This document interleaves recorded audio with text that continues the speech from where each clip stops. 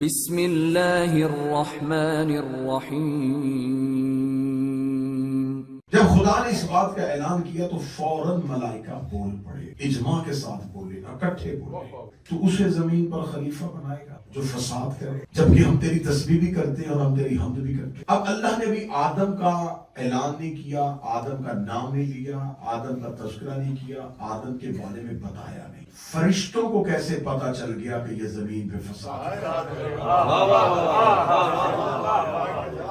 فرشتوں کے پاس تو وہی علم ہونا چاہیے جو انہیں اللہ دے۔ فرشتوں کے پاس یہ علم کہاں سے آ گیا کہ انہوں نے اللہ سے ڈائریکٹ پروردگار سے کہہ دیا کہ ہم تمہیں خبر دے رہے ہیں، تو بنا رہا ہے تو بنا، لیکن فساد ہوگا، خون بہے گا۔ لیکن اگر تو اس کے برعکس ہمیں دیکھے تو دیکھ ہم کتنے پرامن ہیں، تسبیح کرتے ہیں، تقدیس کرتے ہیں، نہ لڑتے ہیں، نہ آپس میں جھگڑتے ہیں، تو جسے ہمارا سردار بنا لیتا ہے ہم مان لیتے ہیں۔ ہم اتنے معصوم ہیں کہ ہم نے کبھی اپنا سردار بھی اپنی مرضی سے نہیں بنایا۔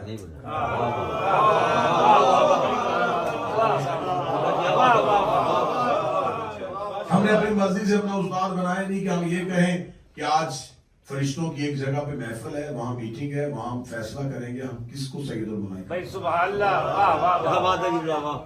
ہم معصوم اجماع نہیں کرتے، ہم شورا نہیں بناتے، ہم جسے تو کہہ دیتا ہے ہم اسے مان لیتے ہیں، تو کہتا ہے جھک جاؤ ہم جھک جاتے ہیں، تو کہتا ہے اسے مان لو ہم مان لیتے ہیں۔ فساد کرے گا، خون بہائے گا، ہم تیری تسبیح۔ یہ علم ملائکہ کے پاس کہاں؟ ملائکہ کے پاس غیب کی یہ خبر کیسے پہنچے؟ جو واقعہ بھی زمین پہ ہوا نہیں وہ آسمان پہ اس کی باز گشت کیوں سنائی دی گئی؟ ابھی زمین پر کوئی پہلا قتل ہی نہیں ہوا، ابھی تو قابیل بھی نہیں ہے، ابھی تو حابیل بھی نہیں ہے، ابھی تو زمین بھی نہیں ہے، ابھی تو آدم اترے ہی نہیں ہے، ابھی تو آدم کو سجدہ بھی نہیں ہوا۔ اس لیے خدا نے کہا تھا کہ میں یہ خلیفہ تم میں سے نہیں بناؤں، زمین پہ بناؤں گا اور زمین والوں کے لیے بناؤں۔ انہیں خبر تھی کہ اب یہ بنے گا تو یہ عناصر اربع سے بنے، یہ مٹی پانی آگ اور ہوا سے بنے گا، اور جن چار چیزوں سے بنا رہا ہے یہ چاروں چیزیں اکٹھی نہیں رہ سکتی۔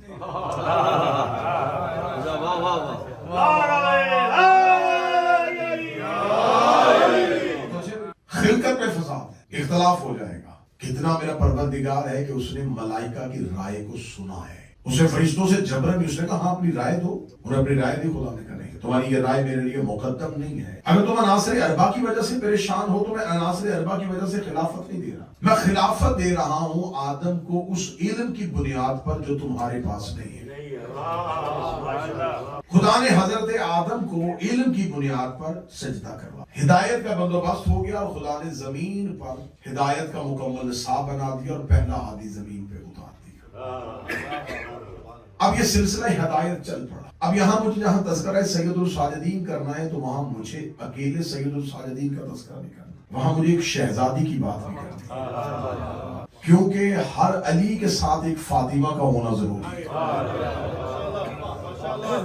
جب خدا نے زمین پر ہادی بنانے شروع کیے تو خدا نے جب زمین پر نسل آدمیت کو چلایا تو خدا نے صرف آدم کے بیٹے نہیں بنائے، حوا کی بیٹیاں بھی نسل پھیل گئی۔ تو میرے مالک اگر آج کی عورت چاہ رہی ہے کہ مجھے عورت ہی چاہیے تو وہ پتھر میں رہنے والی عورت، وہ خیموں میں زندگی گزارنے والی عورت، کیا اس کے لیے کوئی عورت ہادی نہیں چاہیے؟ تو میرے مالک جہاں تو مردوں کو نبوت دے رہا ہے چند عورتوں کو بھی نبی بنا دے۔ فرمایا نہیں میں عورتوں کو نبوت نہیں دوں گا، یہ عہدہ ایسا ہے یہ مردوں کو دوں گا۔ میرے مالک تو عورتوں کو ہادی کیوں نہیں بنا رہا؟ فرمایا اس لیے کہ میں نے عورت کی خلقت میں جذبات کو رکھ دیا ہے آگے اور عقل کو رکھ دیا ہے پیچھے، اور مرد کی خلقت میں عقل کو پہلے رکھ دیا ہے اور جذبات کو پیچھے رکھ دیا۔ عورت ایموشنل ہوگی، اس کے جذبات آگے رکھے۔ اس کا مطلب یہ نہیں ہے کہ میں نے عورت کو کمزور کیا ہے، میں نے جذبات اس کی خلقت میں مقدم عقل سے اس لیے رکھے ہیں کہ ہمیشہ قربانی جذبات دیتے ہیں۔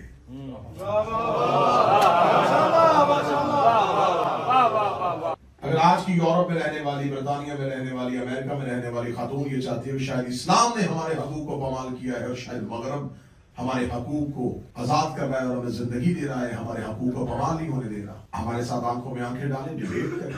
اسلام نے جتنی آزادی عورت کو دی ہے، جو حقوق اسلام نے عورت کو دی ہے، خدا نے مرد کے ساتھ برابر رکھا ہے۔ متوجہ رہیے گا صاحب، خدا نے کہا میں نے عورت کو ایموشن رکھا، اس کی عقل کو اس کے جذبات سے پیچھے، کیونکہ قربانیاں عقل نہیں دیتی، محبت دیتی۔ تو اللہ چاہتا ہے کہ عورت سے قربانی لینی ہے، عورت سے میں نے قربانی لینی ہے، عورت نے ساری زندگی قربانی دینی ہے۔ اس کے جذبات کو مقدم کر دو، اس کی عقل سے، اس کے جذبات کو اس کا حاکم بنا دو، اسے اس کی محکومہ کر دو۔ اس نے خود اپنی حیات دے کے حیات لینی ہے، اس نے نسل پیدا کرنی ہے، اس نے ماں باپ کے گھر قربانی دینی ہے، اس نے شوہر کے گھر قربانی دینی ہے، اس نے اولاد کی خاطر قربانی دینی ہے۔ میرے مالک تو نے عورت کو قربانی والا بنا دیا، اس کا مطلب ہے کہ تو نے عورت پہ ظلم کیا۔ فرمایا ظلم نہیں کیا، میں نے تو عورت کو معتبر کیا ہے۔ میرے مالک یہ کیا معتبر کیا ہے؟ یہ باپ کے گھر میں رہے تو قربانی دے، یہ شوہر کے گھر میں رہے تو قربانی دے، یہ اولاد کی خاطر قربانی دے۔ فرمایا ذرا میرے فلسفے کو تو سمجھ، میں نے باپ مرد بنایا، شوہر مرد بنایا، بیٹا مرد بنایا، لیکن اس مرد کے لیے اس عورت کو رحمت بنایا ہے۔ اس مرد شوہر کے لیے اس عورت کو نسل کی امینہ بنایا، کیا بات، اس مرد بیٹے کے لیے اس عورت کے قدموں میں جنت رکھی۔ تو میں نے مرکز عزتوں کا مرکز تو میں نے ہر گھر میں عورت کو بنایا۔ باپ کے گھر میں تھی تو عزتوں کا مرکز اسے بنایا، شوہر کے گھر میں تھی تو عزتوں کا مرکز اسے بنایا۔ آج کی عورت جس نظر سے اسلام سے اپنے حقوق مانگ رہی ہے، اس کا دیکھنے کا طریقہ غلط ہے، وہ دیکھنے کا زاویہ غلط ہے۔ دیکھیں صاحبان، یہ کون سا اسلام نے ہمیں رائٹس دیے ہیں، یہ کون سے اسلام نے ہمیں حقوق دیے ہیں؟ مرد کو 4 شادیوں کی اجازت دے دی ہے۔ میں بار بار ممبروں پہ کہا کرتا ہوں، حکم نہیں دیا، اجازت دی ہے۔ کوئی بندہ اس جملے کو سمجھ گیا؟ اللہ نے حکم نہیں دیا۔ اسلام تو آخری دیوار تک جاتا ہے، بچا لوں اسے۔ اللہ نے حکم نہیں دیا، احکامات اور ہوتے ہیں، اجازتیں اور۔ جیسے خدا نے تیمم کا حکم نہیں دیا،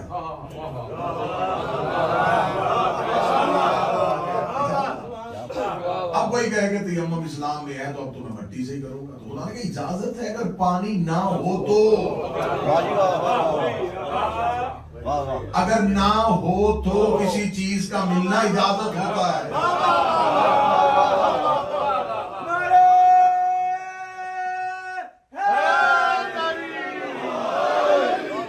اگر آپ آج کی سوسائٹی میں دیکھیں تو میں اس زاویے سے بھی آپ کو ثابت کر دیتا ہوں۔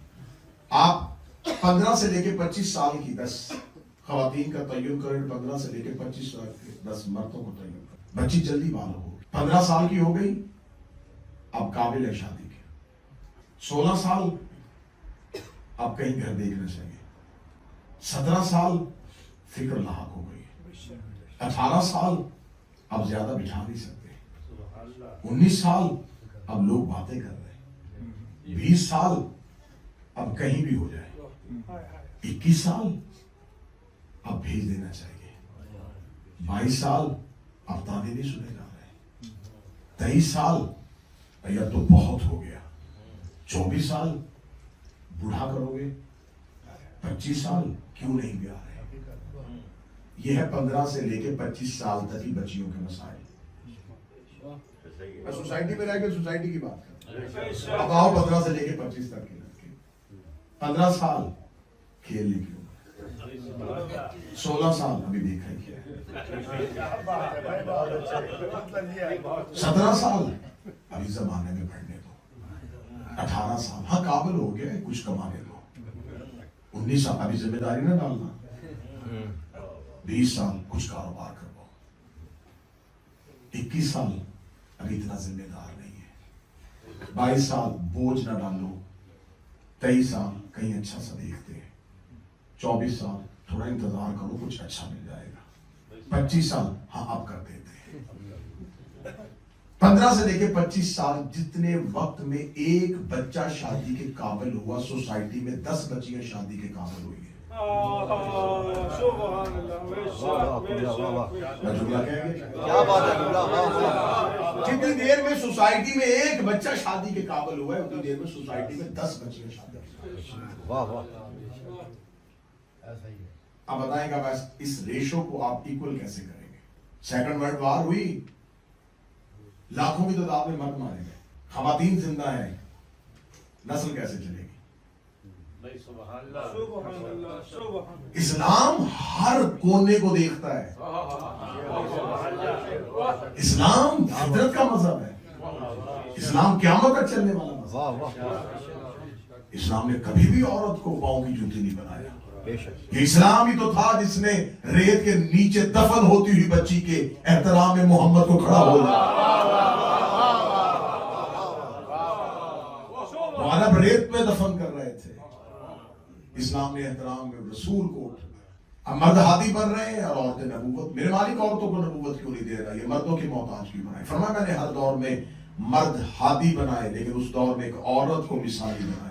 کیا بات ہے، واہ واہ واہ. شریعت مرد بتا رہے تھے، اسوہ حسنہ عورت دے رہی تھی. کیا تم نے آدم کے ساتھ حوا کی بات نہیں سنی؟ ہم نے آدم کے ساتھ حوا کو مثالی بنایا.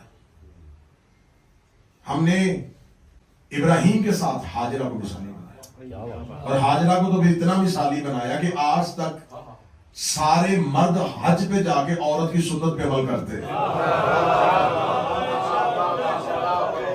میرے مالک یہ حج جو ہے یہ اس کے زیادہ تر جتنے بھی احکامات ہیں وہ حاجرہ کی سنت ہے. صفا مربع پہ مرد دوڑے جب کہ پہلی دفعہ ایک عورت دوڑی تھی. یہ دوڑنے کا حکم میرے مالک کیوں دیا؟ فرمایا حاجرہ دوڑی تھی. میرے مالک حاجرہ دوڑی تھی نا تو وہ بیٹے کو بچانے کے لیے دوڑی تھی.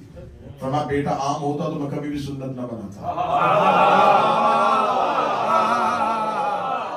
نبی کو بچانے کے لیے اپنے گھر سے نکل کے میدان میں چند قدم بھی چلی، میں نے سنت بنا دی. اللہ نے قانون بنا دیا ہے عورت حجت بچانے کے لیے میدان میں آئے تو اللہ مردوں کو سنت بنا دیتا ہے. اور اللہ اگر عورت حجت کے مقابلے پہ آ جائے اللہ سنتیں نہیں بناتا، اللہ لعنتیں اتار دیتا.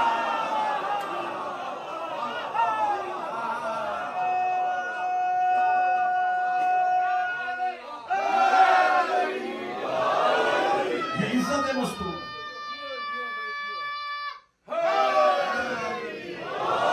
یہ عزت مستور ہے. حجت کے لیے نکلی ہے، خدا نے سنت بنا دی. قیامت تک تیری سنت چلاؤں گا.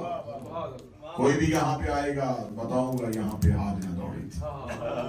حاجرہ کے چلنے کو اللہ نے سنت بنا دیا جبکہ وہ نبی نہیں تھی. کیا بات ہے، واہ واہ واہ. دیکھو اسلام عورت کو کیا عظمت دے رہا ہے. اب یہ دیکھیں اللہ نے حضرت آدم حوا، ابراہیم حاجرہ، موسیٰ آسیہ، عیسیٰ مریم. واہ واہ واہ واہ واہ. پھر مریم پہ تو خدا نے کیا کرم کیا کہ سورت کو سورہ عیسیٰ نہیں بنایا.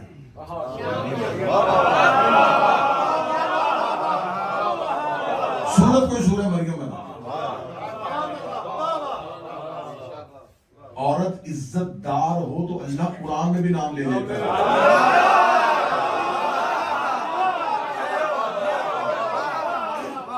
نام لیا اور ایسے نام لیا، ایسے نام لیا کہ اللہ نے قرآن میں عیسیٰ کو، مریم کو نہیں کہا عیسیٰ کی ماں یا ام عیسیٰ، نہیں یبن مریم. واہ واہ واہ.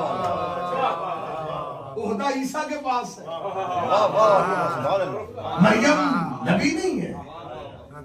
میرے مالک تو کہتے عیسیٰ کی ماں، فرمایا نہیں، کیوں اسے عیسیٰ کی ماں کہہ کے بلاؤ؟ یبن مریم، اے مریم کے بیٹے، کیا بات ہے. اے مریم کے بیٹے. بار بار قرآن میں میرے مالک روح اللہ بھی تو نے کہا ہے، آیت اللہ بھی کہا ہے، کلمت اللہ بھی کہا ہے، تو عیسیٰ کو روح نہیں کہہ رہا، کلمہ نہیں کہہ رہا، آیت نہیں کہہ رہا، بار بار مریم کے بیٹے، مریم کے بیٹے، مریم کے بیٹے، مریم کے بیٹے۔ میرے مالک ماں کے نام کے ساتھ نبی کو کیوں بلا رہا ہے؟ کہ نبی کے پاس اپنی کوئی شناخت نہیں ہے، کہ نبی کے پاس اپنا کوئی تعارف نہیں ہے، وہ کلمت اللہ ہے، وہ آیت اللہ ہے، وہ روح اللہ ہے، وہ عیسیٰ ہے، وہ معجزے والا ہے، تو عیسیٰ کہہ کے بلا دیتا، روح اللہ کہہ کے بلا دیتا، مسیح کہہ کے بلا دیتا۔ تو نے بار بار اس کو مریم کے نام سے کیوں بلایا؟ فرمایا ماں عزت دار ہو تو بیٹے ماں کے نام سے پہچانے جاتے ہیں، ماں عزت دار ہو تو یہ اللہ نے قانون بنا دیا، اللہ نے سنت بنا دی، اللہ نے رائج کر دیا کہ ماں عزت دار ہو تو بیٹے نبی بھی ہوں گے، تو ماں کے نام سے پہچانے جائیں گے۔ یہی وجہ ہے جب فرشتوں نے پوچھا تھا ومن تحت الکساء، یہ چادر کے نیچے کون ہے؟ فرمایا ہم فاطمہ و ابوہا و بالہا و بنوہا۔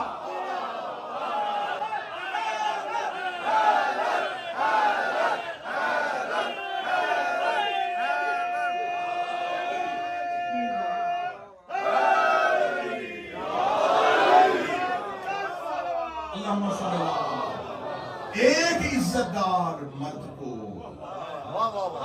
یہاں چار عزت دار بیٹھے، یہ نہیں کہا مصطفیٰ کی بیٹی، فرمایا فاطمہ کا باپ، یہ نہیں کہا علی کی زوجہ، فاطمہ کا شوہر، یہ نہیں کہا حسنین کی ماں، فاطمہ کے بیٹے، مرکز بنایا ہے سید۔ اب خدا نے ہر دور کی خاتون کو مثالی بنایا، آدم کا دور ہے تو حوا کی مثال، ابراہیم کا دور ہے تو خواتین حاجرہ کی مثال دیکھو، نبوت عیسیٰ کی سنو، اسوہ حسنہ مریم کا دیکھو۔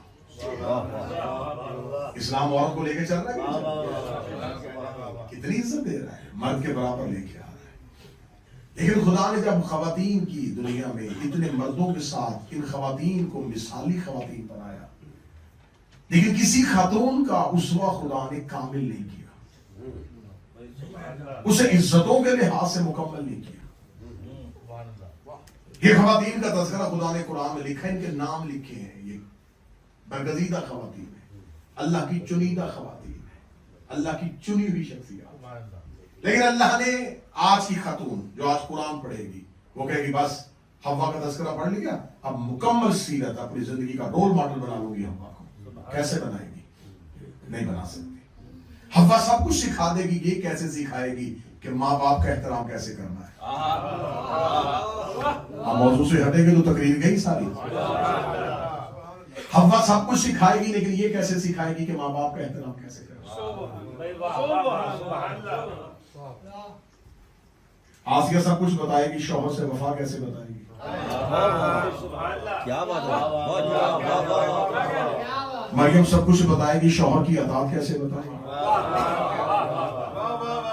اللہ نے ہر دور کی خاتون کو محتاج کر دیا، ان میں سے کسی کی عزت کرنی ہے سیرت پوری نہیں لے سکتی۔ میرے مالک پھر ان کی سیرت کو مکمل کر دے، فرمایا اسوہ حسنہ مکمل کرے گا جب نبوتوں کو مکمل کرے۔ ادھر خدا نے مردوں میں عزتیں مکمل کر دی، مردوں میں خدا تکریم میں پا گیا، خدا نے مردوں میں نبی کو سید الانبیاء بنا دیا، جب سید الانبیاء بنا دیا تو پھر اسی سید الانبیاء کی گود میں اللہ نے ایک بیٹی اتار دی، اس بیٹی کو بنا دیا سیدۃ النساء العالمین، سیدۃ النساء العالمین، عالمین کی عورتوں کی سردار، دنیا کی عورتوں کی نہیں، عالمین کی عورتوں کی۔ آپ خاموش بیٹھے، حوا عالمین میں سے ہے، زہرا سردار عالمین، مریم عالمین میں سے ہے، حاجرہ عالمین میں سے ہے۔ آپ اس سے بھی آگے خاموشی و سکوت کو توڑیے گا، خدیجہ عالمین میں سے ہے، سیدہ عالمین کی عورتوں کی سردار ہو، جو بی بی اپنی ماں کی سردار ہو، کسی غلام کی بیٹی کی اوقات ہی کیا۔ فضیلتوں کی ابواب مکمل ہو گئے، فضائل کا کوئی گوشہ خالی نہیں رہا۔ اس کا باپ نبیوں کا سردار، اس کا شوہر ولیوں کا سردار، اس کے بیٹے جنت کے سردار۔ جب اللہ نے سرداری کے لحاظ سے اتنا مکمل کر دیا اور بی بی کے اوپر فضائل اور مناقب کی انتہا کر دی تو اب چاہیے تھا کہ اب یہی سیدۃ نساء العالمین رہے. اب قیامت تک یہ خاتون کو چاہیے کہ اسوہ زہرا پہ عمل کرے, اسوہ فاطمہ پہ عمل کرے, کیونکہ یہ بی بی کو کامل کر دیا ہے, اسے سیدۃ نساء العالمین بنا دیا ہے. لیکن صرف میں دنیا دیکھیں یا مشیت پروردگار جانے کہ این شباب کے عالم میں سیدہ کو دنیا چھوڑنی پڑی, ایک گوشہ ادھورا رہ گیا, کیونکہ بی بی اپنی زندگی میں یہ نہ بتا سکی کہ بھائی کے ساتھ کیسے چلتے ہیں, بھائی کے ساتھ کیسے رہتے ہیں, بھائی کے ساتھ شریک سفر کیسے ہوتے ہیں, بھائی کے ساتھ کسی مشن کو کیسے نبھاتے ہیں. یہ ایک گوشہ خالی رہ گیا تھا. اب اللہ کو ایک ایسی خاتون چاہیے تھی جس کے پاس یہ فضیلت بھی آ جائے. اب اگر اللہ کوئی دوسری خاتون پیدا کرتا تو سیدۃ النساء کا تاج اٹھا کے اس بی بی کے سر پہ رکھنا پڑتا, کیونکہ اس کے پاس وہ فضیلت نہیں ہے جو اس کے پاس ہے. خدا نے سیدۃ النساء بھی صحیح رہنے دینا تھا لیکن فضیلت کو بھی مکمل کرنا تھا. اللہ نے اسی زہرا کی گود میں ایک ایسی بیٹی اتاری جس کے پاس یہ فضائل بنا دیے. اسے سیدۃ النساء نہیں بنایا, اسے ثانیہ زہرا بنا. پوری کربلا سجاد کی آنکھوں سے بہی ہے. میں اس کا سید الساجدین پہ پڑھتے ہوئے جملہ کہا کرتا ہوں, جتنا خون حسین کے بدن سے نکلا تھا اتنا سجاد کی آنکھوں سے بہا. یہ کربلا سے رونا شروع ہوا, اسے کوفے کی ہر گلی میں پوچھا گیا کیوں رونا. لوگ پوچھتے کیوں رو رہا ہے, یہ کربلا پڑھنی شروع کر دیا.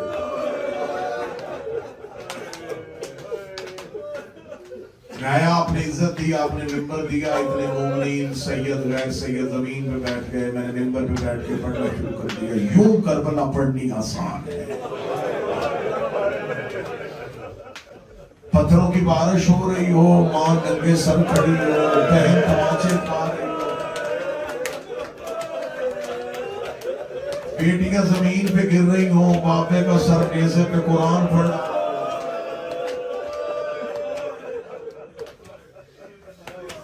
اور 10 دن اکبر و عباس سننے والوں سنو, کیا حوصلہ تھا میرے سے. مقصد کہتا ہوں, لوگ کہتے ہیں سخت مصائب نہ پڑھا کرے, وہ مجلس میں آیا ہی نہ کرے, بڑی سخت ہے کربلا, اس سے کہیں سخت ہے شام. میں اس کے لیے ایک ہی جملہ کہا کرتا ہوں, بس اگر تم نے کربلا سنی نہیں جاتی, تم سے کربلا پڑھی نہیں جاتی, تم سے بازار شام نہیں سنا اور پڑھا جاتا, بس ایک جملہ سنیا کرو, جس نے اکبر کی موت برداشت کر لی تھی, کچھ تو شام میں ہوا ہے جو اس کا جگر پھٹ گیا. اس مولا کی مدت امامت کا پہلا دن اور پہلا مسئلہ سگی پھوپھی نے پوچھا, جل کے مر جائیں یا باہر نکلیں. مولا سید الساجدین سے پوچھا گیا, مولا جب امامت ملی ہے سب سے زیادہ تکلیف, پہلی تکلیف کب آئی تھی؟ فرمایا دستار امامت ملنے کے بعد سجاد میں سب سے اذیت ناک لمحہ وہ آیا جب میں نے بغیر چادر کے ماں کو نماز پڑھتے ہوئے دیکھا. جب میری ماں کھا کے شفا کا برقع بنا کے کہہ رہی تھی سبحان ربی الاعلی, اے مولا حسین ہم تیرے نوکر عزادار معافی مانگ کے کہتے, تپتی ہوئی ریت میں سجدہ کرنا آسان ہے, جلے ہوئے خیموں کی راکھ پہ سجدہ کرنا بڑا مشکل. یہی وجہ تھی کہ مولا سید الساجدین جب پلٹ کے واپس کربلا آئے تھے, کربلا میں آگے مولا سجاد نے قبروں کے درمیان کھڑے ہو کے پہلا دعا پڑھا, فرمایا اکبر برچی کھانا آسان ہے, قاسم پامال ہونا آسان, اصغر گردن پہ تیر کھانا آسان ہے, اور کربلا کے باہر جا کے گرنا آسان ہے. یہ کہہ کے سجاد زمین پہ گر گئے, رو کے کہتے بابا حسین معاف کر دینا, تیرا ضربے کھانا آسان ہے. لاشیں اٹھنے شروع ہوئے, آواز آئی پامالی آسان, نیزہ آسان, برچی آسان, تیر آسان, پھر بتا مشکل کیا ہے. سجاد کی آواز آئی اٹھو قبروں سے میں تمہیں بتاؤں, زینب جیسی ماں 9 گھنٹے شرابی کے دربار میں بغیر چادر کے کھڑے رکھنا, یہ صرف حوصلہ سرنیزوں پہ کچھ مستورات ہیں جو اونٹوں پہ، اور اونٹوں کی رسی ایک مرد کی کمر کے ساتھ، اس کی گردن میں بڑا ہی وزنی توق ہے، اس توق کا ایک ٹکڑا آج بھی ہندوستان میں حیدرآباد دکن میں ہے۔ میں ہندوستان گیا، میرے زیارت اتنا وزنی توق، اور وہ صرف توق نہیں تھا، اس کے اندر لوہے کی بچی، کمر میں لنگر، پاؤں میں بیڑیاں، ہاتھوں میں وہ عورت دیکھ کے کہتی ہے اپنی کنیز سے، وہ مرد مجھے ان سروں کا کوئی رشتہ دار لگتا ہے، اسے جا کے پوچھ تو کون ہے، اور یہ سر تیرے کیا لگتے ہیں۔ کنیز نیچے بازار میں ڈرتی ڈرتی مولا سجاد کے قریب گئی، ہاتھ کر کے کہتی مولا سجاد کہتے میرا نام نہیں آتا، مجھے مسافر کہہ دے، میں ہاتھ کڑیوں کا کہتی نہیں ہوں، میں مشیت پروردگار کا کہتی ہوں۔ یہ دیکھ رہی مجھے اس سے خبر نہیں تو کون ہے، وہ چھت میں میری مالکن کھڑی ہے، وہ پوچھ رہی ہے تیرا نام کیا ہے، تو ان سروں کا کیا لگتا ہے؟ مولا سجاد کہتے ہیں اپنی مالکن سے کہ میرا پوچھنا تو نیچے بازار میں۔ اگلی سطر پڑھو گا تڑپ پڑھو گے چند قدم پیچھے کری میری مالکن نیچے بازار میں، تجھے نہیں پتا حسین اپنی کنیز وہ علی کی بیٹیوں سے قرآن پڑھتی رہی ہے،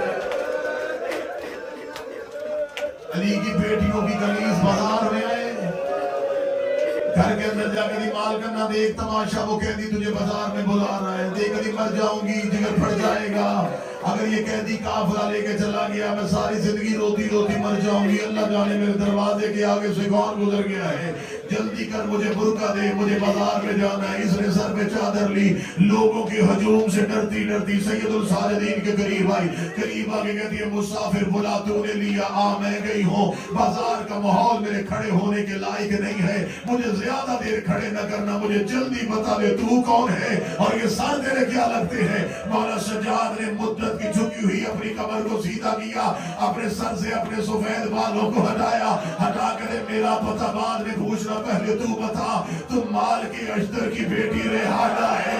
جب مال کے اشتر کی بیٹی کا نام آنا تھا، رو کے کہنے لگی حال انت مال کے اشتر، کیا تم مال کے اشتر کو جانتا ہے؟ فرمایا میں اسے چچا کہہ کے بلاتا ہوں، رو کہتی ہو میرے باپ کو چچا کہنے والا تو کوئی حسین کا سجاد ہے؟